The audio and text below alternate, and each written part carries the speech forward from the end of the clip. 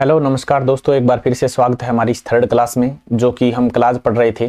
पिछली क्लास के अंदर फाइनाइट नॉन फाइनाइट का परिचय देखा हमने कि किस तरह से उनको आइडेंटिफाई करते हैं, उसी को जारी करते हुए इसी कड़ी को आगे बढ़ाते हैं। अब हम देखेंगे कि जो फाइनाइट क्लास होते हैं, चाहे वो नॉन फाइनाइट ही क्यों ना हो, वो वर्ब के हिस्से होते हैं। तो उस वर्ब के आधार पर हम देखेंगे कि किस तरह से आगे काम करती है ये चीज। माय डियर स्टूडेंट्स, ये किसके हमने हिस्से पढ़े? वर्ब के। ध्यान रखें, ये वर्ब का एक पार्ट है, इसी का एक क्या है, ये हिस्सा है दोस्तों। इधर देखेंगे हम वर्ब, ये जो फाइनाइट और नॉन फाइनाइट होंगे ना दोस्तों, इधर मैं लिख देता हूं नॉन फाइनाइट, और एक साइड हम देखेंगे फाइनाइट की होते क्या हैं। अब इजी हो जाएगा धीरे धीरे। पहले आपको बताना जरूरी था, इंट्रोडक्शन एक साथ सारी चीजें याद नहीं की जा सकती, जैसे कि साइकोलॉजी हमारी कहती है।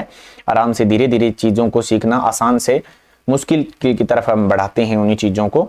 तो यहाँ पर आप देखिए, ये फाइनाइट हो गया। मैंने क्या बताया था? टेंस के आधार पर।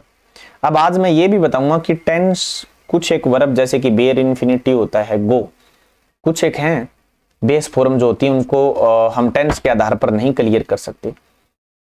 तो उनको कैसे करेंगे, उनको यहां से पता चलेगा। जैसे कि अभी मैं लिख रहा हूं, अब आपको पता होना चाहिए कि फाइनाइट वर्ब कौन सी होती है। कल पता ही चल गया था। क्या पता चला था? कि जो टेंस बताती हैं वो फाइनाइट होती हैं। ये बिल्कुल सही बात है आपकी।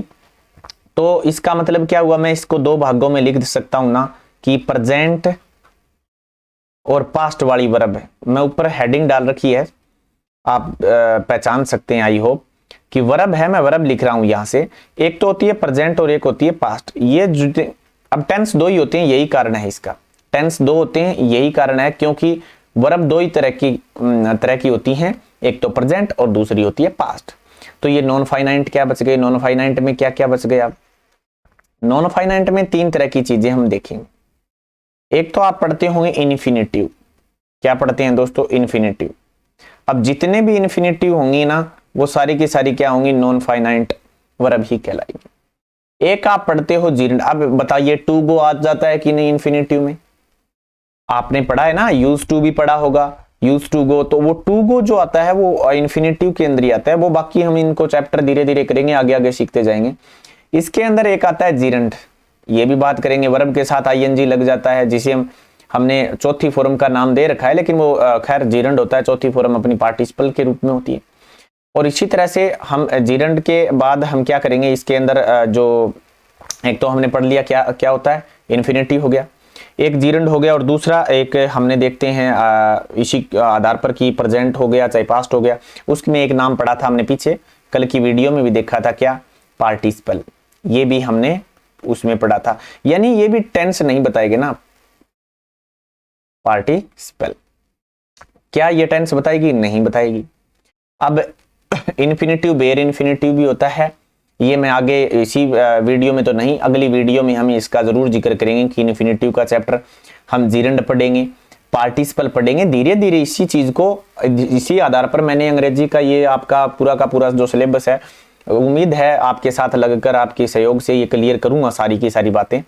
तो इस आधार पर सीखने की कोशिश करेंगे। क्या आप देखो, अब हम वर्ब पढ़ नहीं रहे, मैं एक बार सिर्फ इसका उदाहरण दे रहा हूं, लेकिन क्या हमारा तात्पर्य इसी तरह से है कि इसको इसी के साथ जोड़ के पढ़ना पड़ेगा हमें। क्योंकि अगर इन्फिनिटिव का नहीं पता होगा तो फिर फाइनाइट नॉन फाइनाइट कैसे आएंगे, जीरंड का नहीं पता होगा तो फिर नॉन फाइनाइट कैसे आएंगे, और पार्टिसिपल का अगर नहीं पता होगा तो फिर नॉन फाइनाइट हम कैसे समझ पाएंगे। बेसिक सी चीज तो ये है। कल हमने इसी में पढ़ा था, प्रेजेंट की फॉर्म कितनी पढ़ी थी हमने टोटल, और पास्ट की कितनी थी? प्रेजेंट की हमने टोटल 24 पढ़ी थी कि नहीं? टोटल 24, प्रेजेंट और पास्ट की दोनों की मिला के हमने प्रेजेंट और पास्ट की दोनों की मिला के 24 और 24 ये पढ़ी थी फाइनाइट। और नॉन फाइनाइट कितनी पढ़ी थी? 4 तरह की पढ़ी थी हमने। कितनी पढ़ी थी? 4 तरह की। कौन कौन सी पढ़ी थी? बी। एक तो 4 में कौन कौन सी थी? एक तो थी बी, एक थी बीइंग, और एक थी बीन। ये तीनों तो बी की है ना। और एक थी हैविंग। ये 4 पढ़ी थी जो हमारी वर्ब के रूप में हम देखते हैं, ये इस तरह की। बाकी ये पार्टिसिपल होती हैं, इन्फिनिटिव होते हैं, जीरंड होते हैं, वो अन्य चीजें हैं। इसी 24 में हमने पढ़ा था कि बी की form is, am, are, was, were. ये बी की फॉर्म होती है is, am, are, was, were, ये वैसे WERE वेयर होता है ये सही तरह से तो प्रोनाउंसिएशन में। अगर आपको कौन सा यहाँ पर फोनेटिक सीखनी है, एक बार यहाँ पर हम देखते हैं हैव की, हैज, हैव, हैड हो गई, ये भी हमने पढ़ी थी, हैज, हैव, हैड। और हमने देखा था क्या, डू की, डू, डज, डिड, तो ये 11 तो ये हो गई ना, डिड हो गई, डू हो गई और डज हो गई, ये टोटल 11 हो गई। और 13 मॉडल हो गई। टोटल हमने क्या पढ़े थे, 13 मॉडल, मॉडल्स हमने टोटल 13 पढ़े थे। तो 13 और 11, ये 11 है, देख लो, 3 और 2 5, 3 8 और 3 11, तो टोटल 11 ये हो गई, टोटल हो गई 24। तो ये हमने दोस्तों पढ़ी थी। अब आगे बढ़ते हैं नेक्स्ट पार्ट पर हमारे। ये देखिए कुछ एक्सरसाइज हैं। प्रश्न किस तरह से करने हैं, पहला प्रश्न किस आधार पर पूछाएगा, दूसरा प्रश्न किस तरह से पूछा जाएगा। क्लाज का अभी तक हमने जितना भी अध्ययन किया, पहला की क्लाज पहचानना है कि, दूसरा की क्लाज कितने हैं, तीसरा की फाइनाइट है या नॉन फाइनाइट है। तीन ही बातें, 3 तरह के प्रश्न इनमें पढ़ेंगे, हम करेंगे। पहला देखिए, मैंने क्या कहा था, पहली वर्ब हमेशा क्या बताती है दोस्तों, टेंस बताती है। ये 5वीं वर्ब है, ये भी बताया था कि चौथी एक 5वीं, एस वाली 5वीं होती है। ध्यान रखें, एस वाली हमेशा सिंगुलर भी होती है वर्ब, जीवन में याद रख लो, जिनके पीछे एस आ गया वो सारी सिंगुलर होंगी। और जिन जहां जहां सिंगुलर लगानी है एस लगाना पड़ेगा आपको, चाहे वो एस, एच, सी, एच, एक्स, ओ, जेड याद करके लगा लो, वह वो भी सारी जगह काम नहीं करता अक्सर। जैसे कि फोटो हो गया, स्टूडियो हो गया, इनके साथ ओनली एस आता है। अपवाद है अंग्रेजी में, क्योंकि अलग अलग भाषाओं से शब्द उठाए गए हुए हैं, तो अपवाद भी आ सकते हैं। तो ये जब टेंस बताएगी दोस्तों, तो मैंने कहा अगर टेंस बताएगी तो फाइनाइट वर्ब होगी। क्या इसमें कोई और वर्ब है, बिल्कुल है, ये एक ये रही, एक ये अलग से है। अब मुझे ये बताओ कि ये आईएनजी वाली ही जीरंड होती है। ये देखिए मैंने क्या बताया था अभी, जीरंड, या तो वो जीरंड होगी या वो पार्टिसिपल होगी, या वो जीरंड होगी या वो क्या होगी, पार्टिसिपल होगी। तो मुझे ये बताइए, ये आईएनजी लगा हुआ है कि नहीं लगा हुआ, क्या ये इसके कारण यहां ये नहीं आई, क्यों नहीं आई, पता ही चल रहा है भाई, ये तो अपने आप में टेंस बता रही है। और अगर मैन वर्ब टेंस बता रही है तो उसके आगे जो आएगी वो या तो जीरंड होगी या कुछ और, जैसे हो सकता है इन्फिनिटिव भी हो, कोई जरूरी थोड़ी है जीरंड आए, इन्फिनिटिव भी तो आ सकती है। लेकिन इजएमआर होता तो ये मान लेते कि हम पार्टिसिपल है, लेकिन अब ये पार्टिसिपल नहीं है, बल्कि ये क्या है दोस्तों, ये एक नॉन फाइनाइट वर्ब है। क्यों है, कैसे पता चला, क्योंकि ये टेंस नहीं बता रही, रीडिंग कभी टेंस, और वैसे भी अभी हमने पढ़ लिया ना कि ये तीनों नॉन फाइनाइट ही होंगे, इन्फिनिटी हो चाहे जीरंड हो चाहे पार्टिसिपल हो, ये तीनों नॉन फाइनाइट ही होंगे। तो सीधी सी बात ये है कि अब इजी और हो गया आपके लिए, ये आप जीरंड मान लो चाहे पार्टिसिपल मान लो और चाहे इन्फिनिटी तो मानना नहीं। तो ये आईएनजी वाले या तो पार्टिसिपल होंगे या जीरंड होंगे, दोनों ही हो। आपको कौन सा नाम थोड़ी पूछा, आपको तो ये बताना है नॉन फाइनाइट है या फाइनाइट है, टॉपिक ही चल रहा है, तो ये नॉन फाइनाइट होगा ही होगा। ये क्या हो गया, फाइनाइट। अब पूछेगा बताओ इसमें टोटल क्लाज कितने हैं, टोटल क्लाज 2 हो गए, क्योंकि मैंने बताया था जितनी मैन वर्ब उतने क्लाज, जितनी मैन वर्ब नहीं, एक ये बताया, ये 99% सही और 100% वाला बताया था, जितनी वर्ब फ्रेज उतने क्लाज। यानी ये मॉडर्न अंग्रेजी ये कहती है कि जितनी वर्ब फ्रेज, वो एक शब्द का भी वर्ब फ्रेज हो सकता है और अनेक शब्दों का भी, तो यहाँ एक एक ही है अपने आप में, ये एक रही वर्ब फ्रेज, एक ये रही, तो जितनी वीपी उतने क्लोज, तो ये 2 क्लाज हो गए। अब 1% तो ये क्लियर हो गया। नॉन फाइनाइट बताएगा, ये हो गया, फाइनाइट पूछे तो ये हो गया 3। चौथा क्या पूछेगा, चौथा ये पूछेगा कि क्लाज बताओ कौन सा है, क्लाज कौन सा है, फाइनाइट है कि नॉन फाइनाइट है। तो आपका उत्तर ये होना चाहिए, जो पहली वर्ब होगी ना आपको पहले नंबर पर देखनी है, पहले नंबर पर कौन सी है, तो पहले नंबर पर फाइनाइट है, तो इसको नाम दे दोगे आप फाइनाइट क्लाज। उम्मीद है आपकी ये बात क्लियर होगी। अब दूसरे पर आते हैं, ये था हमारा पहला। दूसरी एक्सरसाइज देखो, दूसरी एक्सरसाइज में अब ये रही टेंस बताने वाली वर्ब, ये क्या रहेगी, टेंस बताने वाली वर्ब।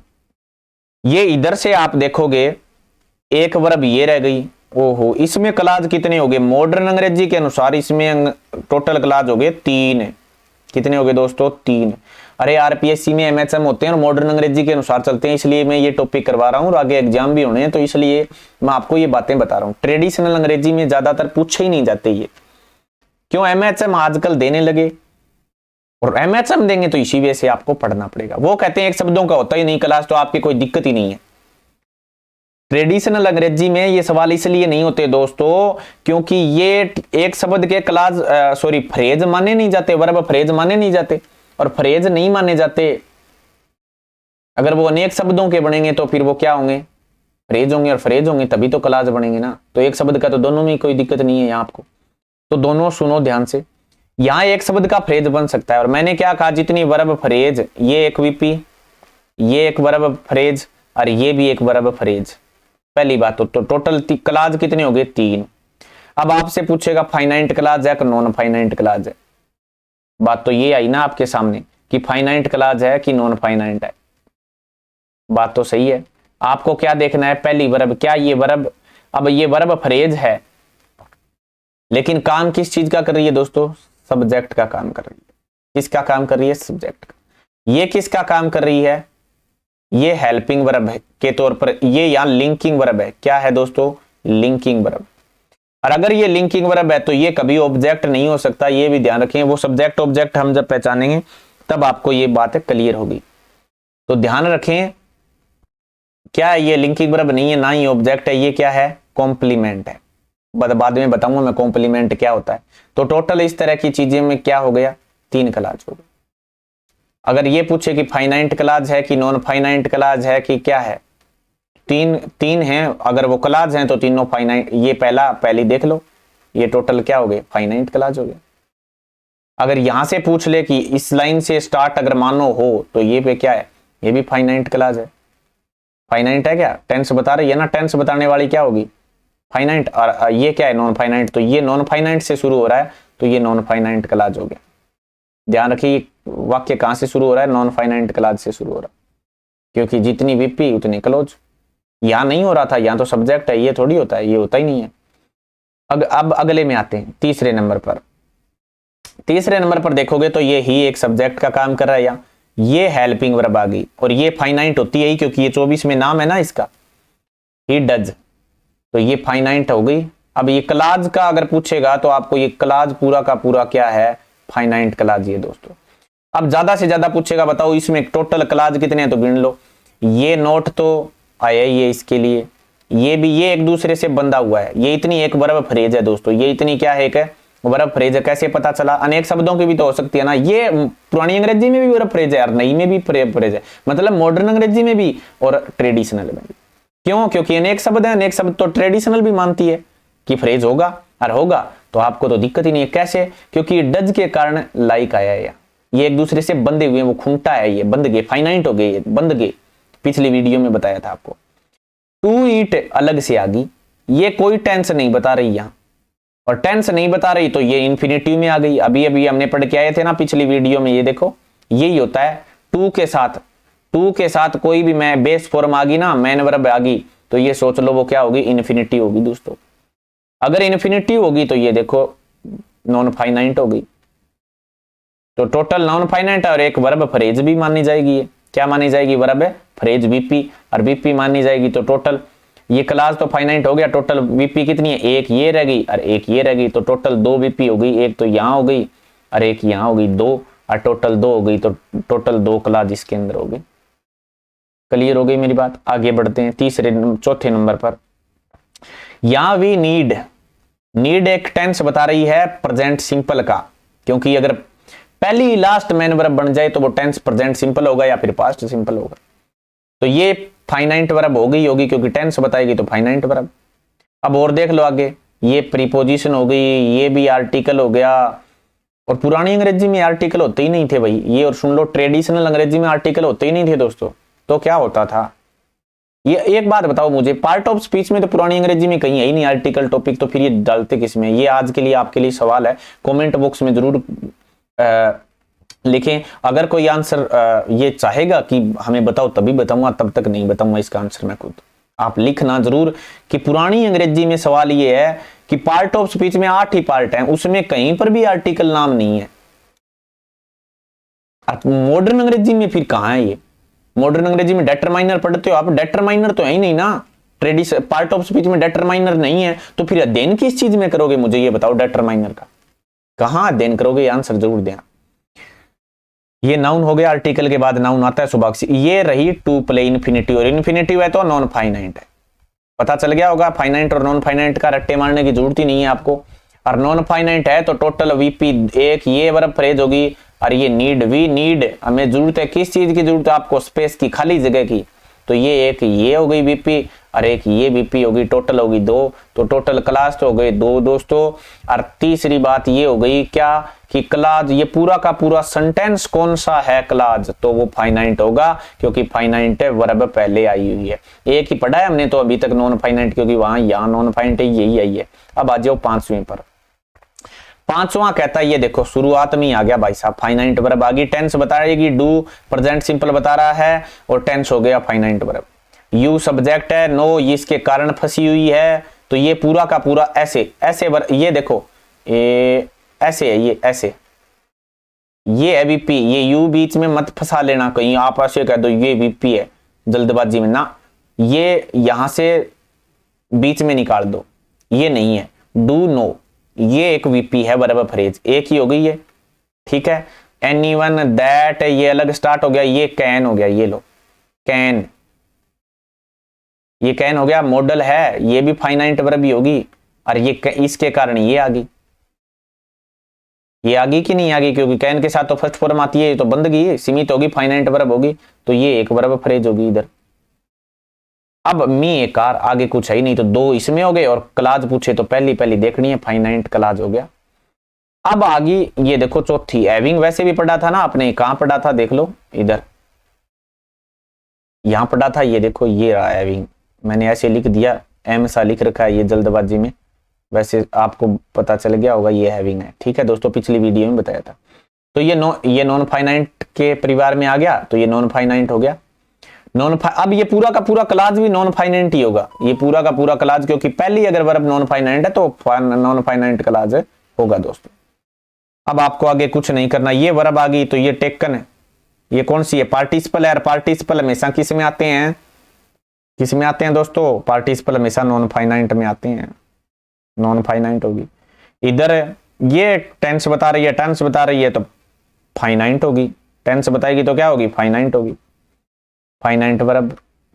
और टू गो टेंस बताती नहीं तो ये non finite verb, non finite verb. और टू प्ले, ओहो बहुत आ गई ना इस बार तो, I want to go to play chess, अलग अलग, ये देखो कितनी आ गई, ये भी नॉन फाइनाइट, क्योंकि ये टू इन्फिनिटिव वाली नॉन फाइनाइट ही होती है ना। अब एक बात देखो, इसमें वर्ब वो कितने हैं आपके, क्या क्लाज कितने हैं, एक वीपी,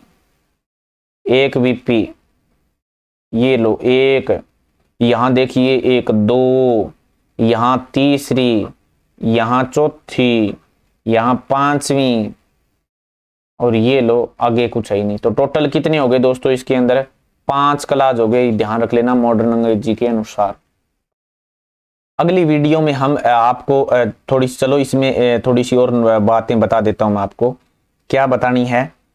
अगली वीडियो में जो जिक्र करेंगे मैं आपको एक बात बताऊंगा कि बेयर इन्फिनिटिव है ना, बेयर इन्फिनिटिव, उसमें आपको टेंस के आधार पर फैसला नहीं करना, ये बात आप लिख लेना कॉपी में, चाहे नोटबुक में, कहीं पर भी। टेंस के आधार पर बेयर इन्फिनिटिव कौन कौन सी होती हैं, जैसे ये गो होगी, ये फर्स्ट फॉर्म होती है ना इस तरह की, ये इन्हें बेस फॉर्म बोलते हैं, आप बेयर इन्फिनिटिव बोलते होंगे, गो हो गई, सी हो गई, इस तरह की। कल हम इसी बात पर चर्चा करेंगे इन्हीं के आधार पर। तो उम्मीद है आपको ये वीडियो पसंद आई। कल हम एक नए टॉपिक के साथ, जो इसी का ही पार्ट होगा, उसके साथ हाजिर होंगे। तब तक के लिए धन्यवाद। Have a nice day.